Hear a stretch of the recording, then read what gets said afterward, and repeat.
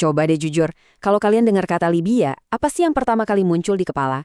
Pasti nggak jauh-jauh dari berita konflik, perang saudara, atau kekacauan politik yang rumit kan? Ya, nggak bisa disalahkan juga. Tapi, tunggu dulu. Di ulasan kita kali ini, kita bakal bongkar kalau Libya itu jauh lebih dari sekedar tajuk berita mengerikan. Negara ini tuh ibarat teka-teki raksasa, penuh dengan kontras yang benar-benar ekstrim.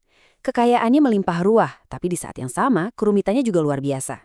Nah, kita bakal bedah tuntas nih, dari sejarahnya, geografinya, sampai manusianya buat memahami apa yang disebut sebagai paradoks kelimpahan di Libya. Yuk, kita mulai? Oke, kita mulai dari hal yang paling bikin geleng-geleng kepala. Geografinya. Angka 90%. Kalian tahu nggak maksud angka ini? Jadi gini, secara ukuran, Libya itu raksasa. Dia adalah negara terbesar keempat di seluruh benua Afrika, membentang hampir 1,8 juta kilometer persegi. Gede banget kan? Tapi, nah ini dia paradoks pertamanya.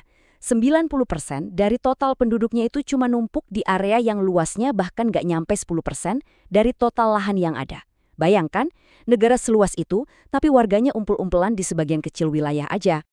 Terus, kenapa penyebarannya bisa se-ekstrim itu? Jawabannya sesimpel satu angka ini, 1.770 kilometer. Itulah panjang garis pantai Mediterania yang memeluk bagian utara Libya.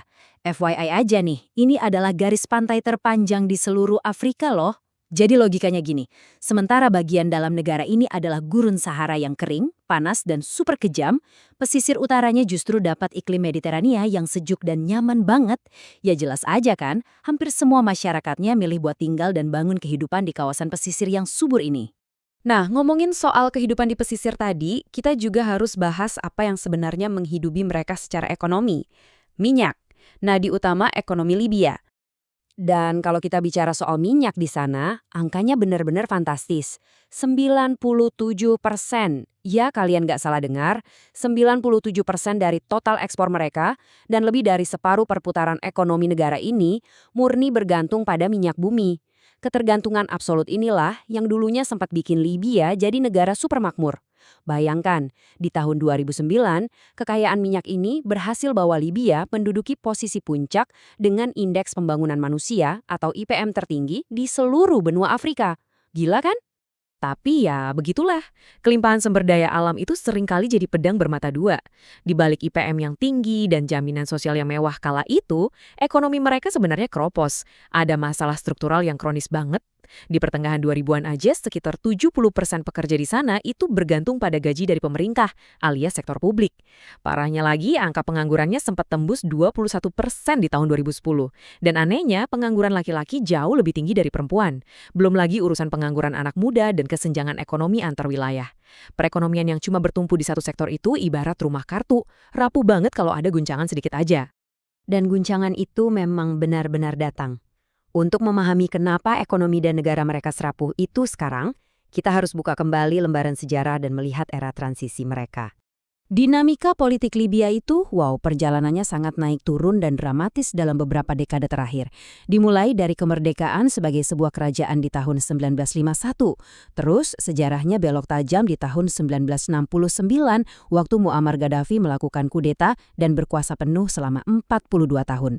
Perubahan drastis berikutnya meledak di 2011 lewat gelombang musim semi Arab yang berujung pada perang saudara dan runtuhnya rejim Gaddafi. Nah, sejak saat itu, negara ini seperti terjebak dalam pusaran transisi yang berat banget.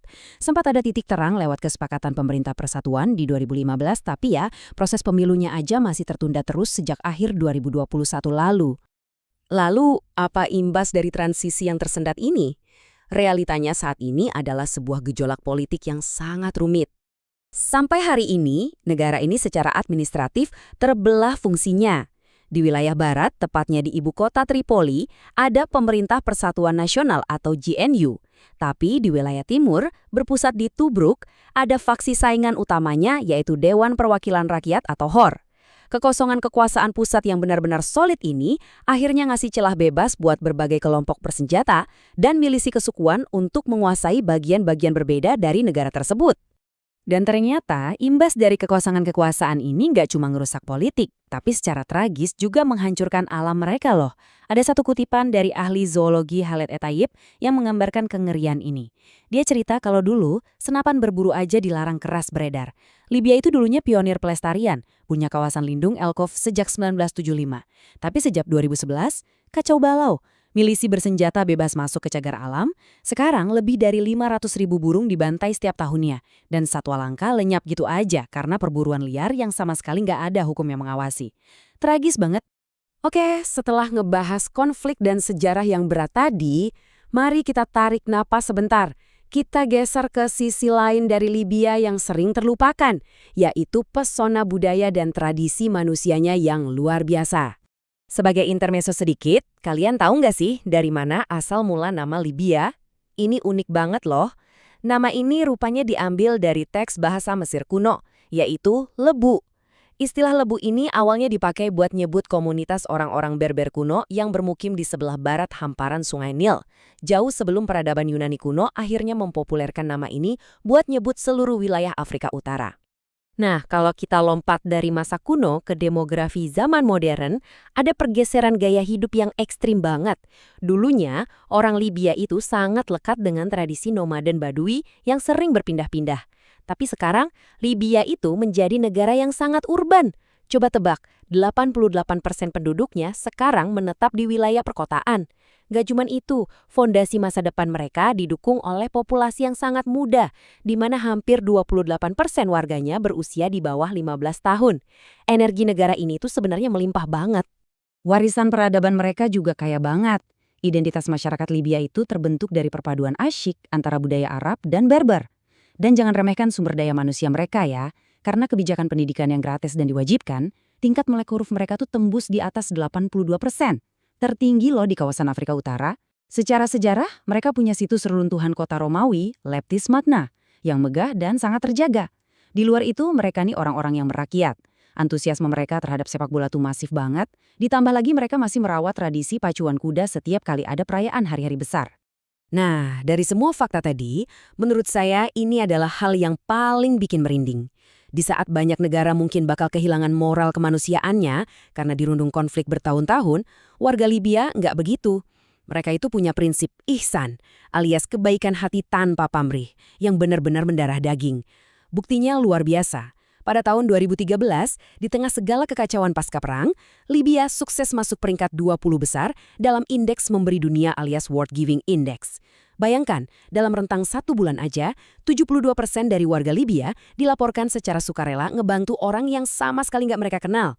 Tingkat kepedulian yang bikin kita speechless. Jadi kita sampai di ujung ulasan kita, dan semuanya kembali merujuk ke satu pertanyaan paling krusial.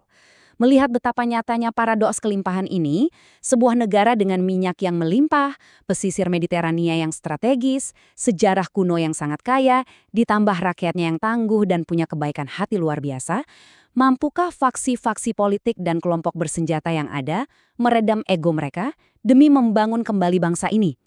Libya punya semua pondasi yang dibutuhkan untuk melesat jadi negara yang sejahtera dan stabil. Pertanyaannya, kapan mereka akan memulai bersatu? Terima kasih banyak udah ngikutin ulasan kali ini. Semoga apa yang kita bedah hari ini bisa ngasih kalian perspektif baru.